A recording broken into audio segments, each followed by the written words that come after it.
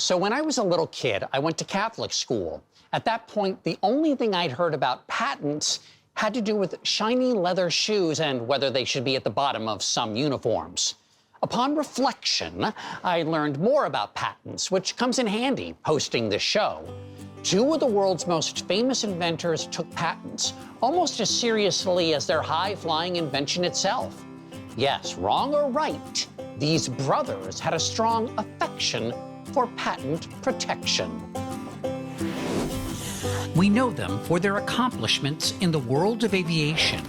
But one also could argue that we know Wilbur and Orville Wright because they fought to link their names to those innovative pursuits by pursuing patents, a painstaking process that came at a cost. The Wrights were frankly in over their head when they applied for that first patent in March of 1903. Neither of them had applied for a patent before. Not surprisingly, their patent application was rejected. The next patent was far more thorough in its explanations, and eventually they did get their patent protection in 1906.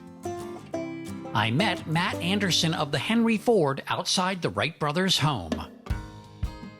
Where did the Wright brothers stand on the issue of patenting?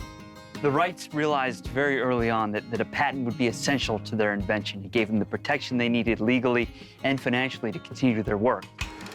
If the work of invention combined with the headache of patent pursuits wasn't enough to consume the brothers, there were layers of opposition at play as well. The Wrights sued just about anybody and everybody who they felt was infringing upon their patent rights, but undoubtedly their greatest adversary was a fellow by the name of Glenn Curtiss. Curtiss came up with some pretty clever ideas of his own. He's generally credited with inventing the seaplane, for example, and he developed a different control system. He used smaller winglets called ailerons that would move and then help the airplane to steer.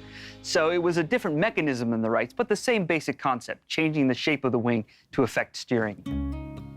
In 1909, the Wrights sued Glenn Curtiss over his use of ailerons, beginning a years-long legal conflict, a conflict that would ultimately have at least one casualty. Wilbur passed away in 1912 from typhoid fever, but Orville and Catherine, the Wright brothers' sister, always maintained that it was the strain of fighting for those patents, all of those court dates, that really wore down his psyche and his physical strength and contributed to his death.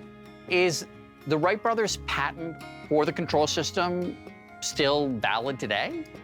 As it turned out, the government eventually stepped in and said, we have to stop these lawsuits, and they organized a patent pool, which allowed people to share this technology freely. For the Wright brothers, it was really more about the morality than it was about the money. They felt they were in the right. People were wronging them by stealing their ideas. Their convictions were so strong that that was all they needed for justification to continue that fight in court as long as it took.